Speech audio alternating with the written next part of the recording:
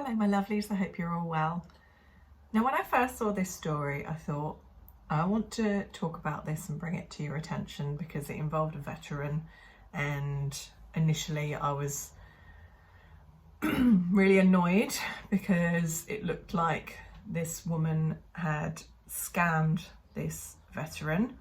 Upon further inspection the story gets a little bit more complicated, but so we're going to take a look at this story right now and you can let me know what you think of the situation, and we'll just have a little discussion. So, shameless New Jersey woman who concocted bonus story about a homeless veteran giving her his last $20 for gas. They raised $400,000 on GoFundMe, which she spent on designer bags and jewellery, has been sentenced to 1 year in prison.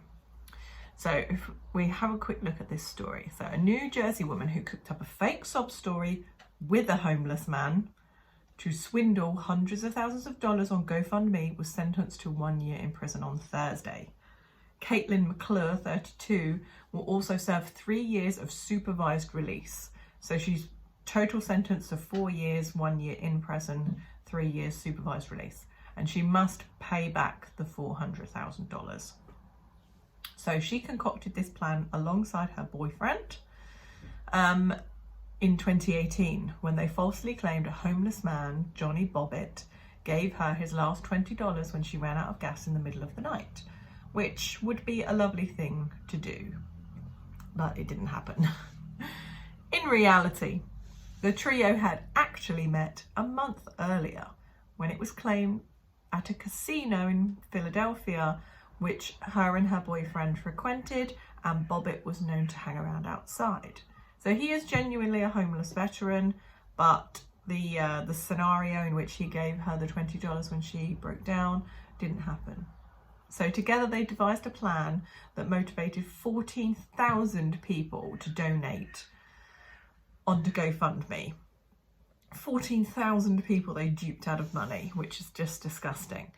So this was one of those pay it forward kind of situations where it's like, look how generous this homeless man was. He gave her his last $20. Don't you want to bless him kind of situation? And people fell for it, understandably. And this is where it gets interesting. They would have got away with it, but Bobbitt sued the couple, claiming the couple only gave him $75,000 and then they blew the rest of the money on luxury items like a BMW and, you know, like the designer handbags, etc. So of the $400,000 they raised, so they got $360,000 after GoFundMe fees. There's not a single dollar left. They blew it all, which is terrible.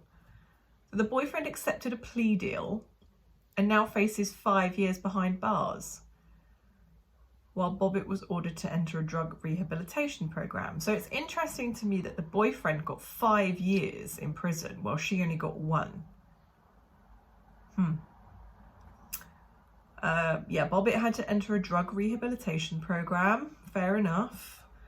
And all three are facing state charges. So they got federal charges. The couple got federal charges, but all three of them are going to face state charges, which may then increase the prison time, and Bobbitt may actually have to go to prison, not just the drug rehabilitation.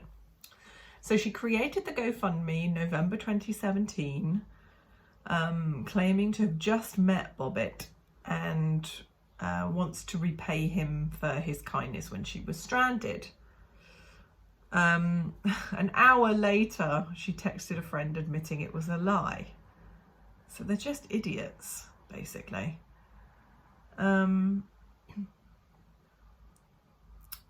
So the gas part is completely made up, but the guy isn't, McClure said to her friend at the time. I had to make something up so people would feel bad. So shush about the made up stuff. Like, why would you tell your friend? You're an idiot. She could have got away with it. If she'd have given Bobbitt his fair share and not blabbed to her friend.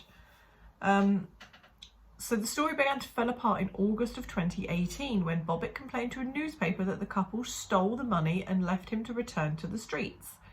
I mean, they gave you 75 grand, didn't they? They gave you 75 grand, so they didn't steal it, they just took most of it. But then, you know, if they were going to split it 3 ways, if it was 400,000 split 3 ways, you're looking at about 130,000. But they didn't get it all, did they? They got 360,000. So they hit back claiming he could not be trusted with it because he was a drug addict. But their conflicting statements about how much they had raised red flags. Prosecutors reviewed transactions and found that not only had the couple blown all the money, as has been suspected for months, but their story was fraudulent from the beginning. And Bobbitt, who had been seen as their victim, was complicit. See, this is the bit that pissed me off, because I thought they had scammed a homeless veteran. And, you know, there is an awful lot of homeless veterans out there, because, you know, their service sometimes leads to mental health issues, drug issues. You know, there's a lot of drug problems, especially in the British forces. And, you know, we have thousands of homeless veterans over here as well. So that, it really wound me up that I thought, oh, they've just found this homeless veteran and they're just using his picture to get money. But yeah, he's complicit, so dick. So the paying it forward story that drove the fundraiser might seem too good to be true. Unfortunately, it was. The entire campaign was predicated on a lie. She did not run out of gas on the I-95, and he did not spend his last $20 to help her. All 3 conspired to pass off a fake feel-good story that would compel donors to contribute to their cause, and it worked in a very big way. But it was fictitious and illegal, and there are consequences. And that was Scott Coffina, the Burlington County prosecutor. Unbelievable. Just unbelievable. So he used to hang out near the casino where they used to go, and they would give him tips and coffee or food or something like that. So initially they set out to raise $10,000 and claimed it would be used to get Bobbitt off the streets, but the donations poured in as the 3 of them promoted it, and soon the total was at $403,000, which is not a small amount of money.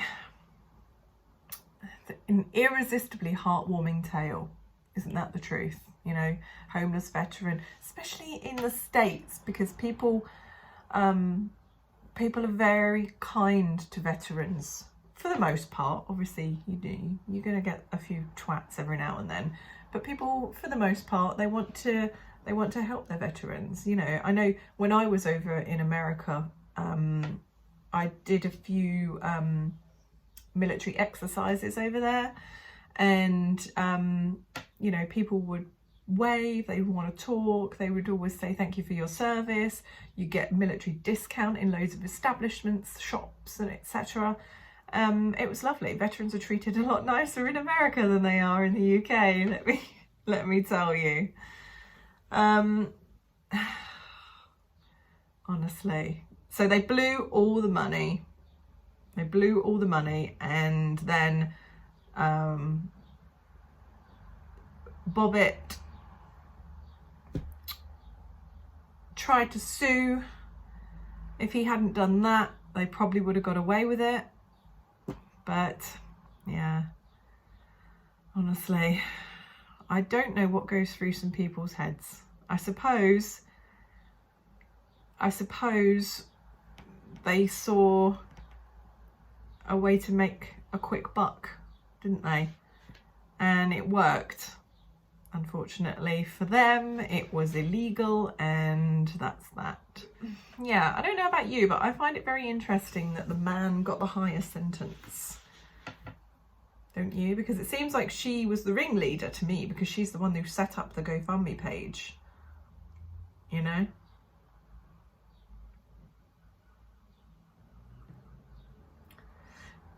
Where's the patriarchy, huh? He's not getting any privilege, is he? Getting 5 years to her 1. And I know he probably won't serve all 5 in prison, but she's only got to do 1, and she probably won't even do the whole 1, will she? Because I don't know how it works over there, but certainly over here people get time off for good behaviour. But yes, I thought it was an interesting story, so I just wanted to have a little chat about it. And like I said, initially I was really pissed off because I thought the veteran had been taken advantage of. Now I'm really pissed off because he was complicit in the scam. And I just hope that it doesn't end up giving veterans a bad name. But thank you for watching this video, and I'll see you very soon.